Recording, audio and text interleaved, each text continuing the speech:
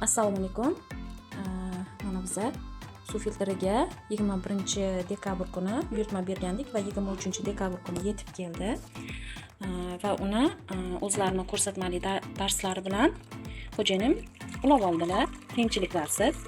Mana hozir buni suv filtri orqali tekshiradigan bo'lsak, hozir ikkita jo'mragi bor ekan buni. Bittasi kumush tarafi, bittasi sariq tarafi.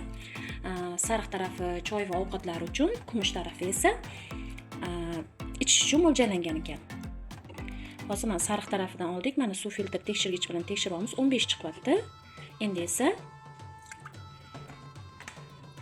kumush tarafi bilan tekshiradigan bo'lsak,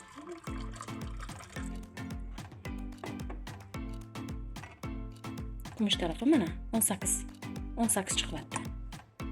Endi o'zimiz ichadigan suvimiz, ya'ni vodoprovod suvi.